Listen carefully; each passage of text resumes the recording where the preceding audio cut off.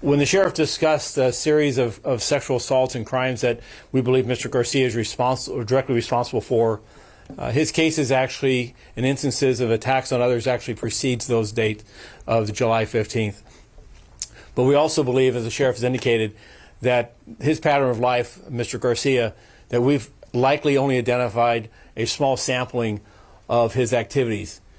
Beginning on this 10th of July, and I think the media, you'll understand why I have that belief and why our investigators share that belief once I share the information of this series of events. On the 10th of July of this year, in the area of Olympic and LA Live, the downtown area, at approximately 8:35 in the morning, a female Hispanic, approximately 31 years of age, was walking on Olympic Boulevard. When she observed an individual we later was identified as Mr. Garcia, he was walking behind her, and he caused the victim to feel uneasy and uncertain. So she actually stopped to allow him to walk by, and he took some actions as to feign that he's tying his shoe, getting himself again close to her, and then, without any further actions, grabbed her, took her to the ground, and attempted to sexually assault her. She was able to fight and struggle and escape him, and he fled that area. Now, this was on the 10th at about 8:35 in the morning. On the 11th, the following day, we had an initial incident in the area of Chick-Hearns in Georgia, which is, for those of you aware of the LA Live area, that's an immediate vicinity. There at about 10:45 in the morning, a female black, 22 years of age, was walking when she was slapped on the lower back and sexually assaulted by a person we've now identified as Mr. Garcia. He fled, he was on a bicycle, and he left the area. These two instances, when we looked at the description and the proximity to each other, we believed were responsible. I'm proud of the work of Central detectives as they began working with surveillance cameras and other sources of information to get imagery together to try to solve this crime.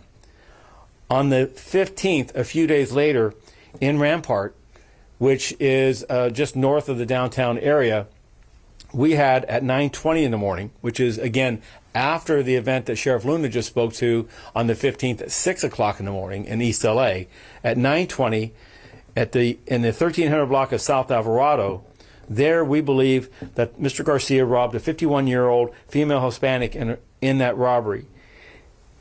In that robbery attack, she lost consciousness, suffered bruises and abrasions, and while she will survive, it was a violent assault.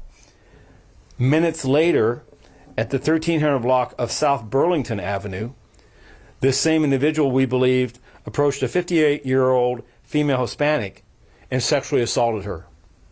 Again, both these instances, Mr. Garcia has been tentatively identified as the person responsible. Rampart detectives, again, in the same manner of Central detectives, did the investigative work out on scene canvas, gathering of physical and photographic evidence, and as they pulled that together and began looking into the region, discovered the relationship with activities that were occurring in East LA. And as the sheriff indicated, as the U.S. Marshal indicated, as a leader of a law enforcement agency of our size, many times as agencies in the past, we've been accused of working in silos and working our cases and pursuing those. That did not occur here. While our events began on the 10th to the 15th and then continued in the LA Sheriff's territory in the aftermath of that, our detectives working with our senior leads and other investigative resources at the area level supported the Sheriff's Department in their collective work. They shared that information back and forth.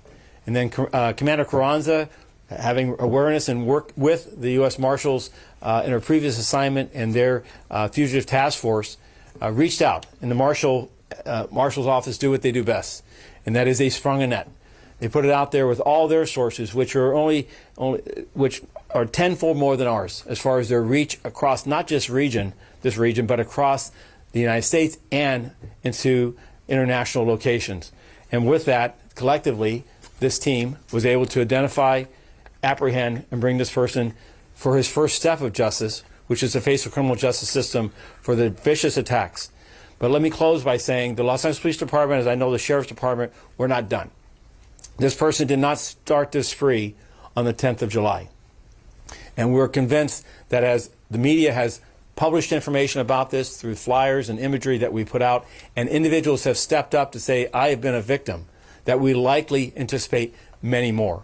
So it is important to us, and it's also important to the survivors and to the families of violence that this man may have committed, to step forward and work with the Los Angeles Police Department, the Sheriff's Department, any police officer that you feel comfortable with in any manner, for us to allow us to investigate these any attack or circumstance of being victimized by this individual or others, to bring you some small measure of justice by identifying the individual and bringing him back. Again, I'll close by saying that the work of these teams together, the men and women of our respective organizations, we couldn't be prouder of. They've demonstrated that they protect and they will serve, and will do so with a great deal of diligence and with boundless energy. Thank you.